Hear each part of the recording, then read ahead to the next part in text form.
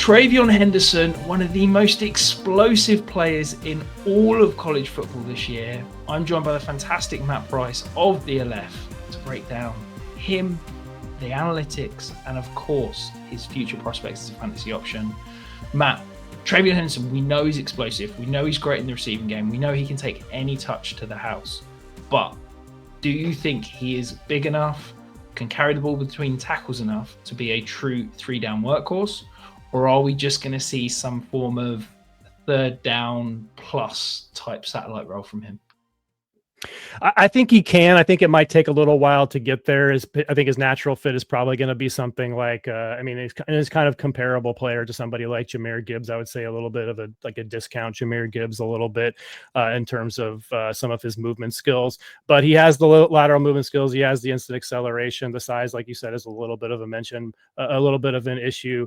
But there are scenarios, I think, where he could lead a backfield. And especially he's going to be playing on third downs because we know just like how incredible he is at pass protection, right? But as a runner, just head shakes, stutter steps. He has a very kind of a savvy game in the open field, just like these subtle movements that make defenders miss without losing too much speed. So I'm very excited to see what Treveyon does. I think we might have to wait a little bit for at least for rushing volume to come.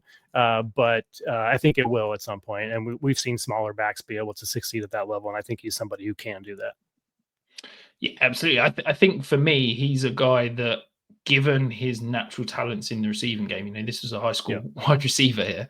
I think that he's the kind of player that can be fantasy relevant if he's going to get, a 40% opportunity share with the majority of that work coming in the receiving game, because I think he could easily be a 4 or 5 target a game guy, because I think you'll want him as someone that gets the ball in space in the screen game. If you get an inventive, creative offensive coordinator that can develop some, unique opportunities to get him in space, I think that's going to be phenomenal, and it's going to be explosive plays time and time again. We talk about how the NFL is moving towards this, has moved towards this too high shell coverage, and how can you stop that? We still need explosives.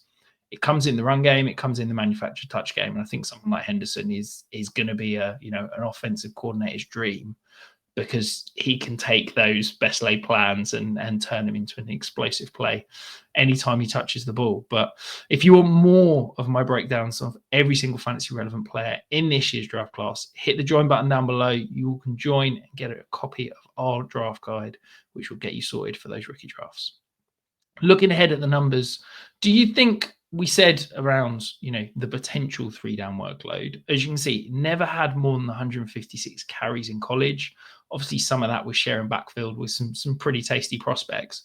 Do you think we're looking at a guy that's only ever going to be at best like a 1A, or do you think he can be an 80% opportunity share guy and potentially be that top 10 dynasty running back?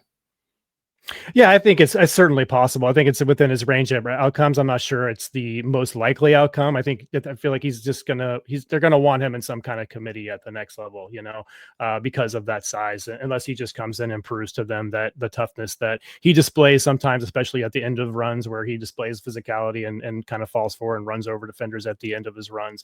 You see that physicality in his run despite his size. So it's going to be the comfortability of the NFL team. I think he can do it, but I don't think it's the most likely outcome for him. Yeah, I think if you're looking for, back end of the first round or wherever it is he's going to fall in ADP, and you're looking for high upside, kind of swing for the fences, home run type options, I think Henderson's the guy. I think if you said 100th percentile outcome for their fantasy careers, there's not many players I'd take over Henderson, because I think his highest outcome is, RB1 overall, kind of someone that breaks fantasy with his kind of potential. Obviously him hitting that outcome is probably not as high as someone like Gentry or someone like that, but I think if we're talking purely ceiling, I'm really excited about what he could be. And I feel like he's a guy that I'm going to probably end up with a lot of in my rookie drafts. One concern, Rich, we talk about, because I do think he is a very good receiver.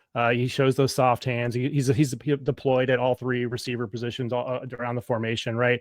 but only a 9.7% best season reception share. So the volume hasn't necessarily been there in that regard, but maybe that's a product of just so many quality weapons at Ohio State. And, of course, this year also sharing a backfield with another very good running back, right? So that number does stick out a little bit to me for how good of a receiver he is on film, why that isn't a little bit higher for his best season.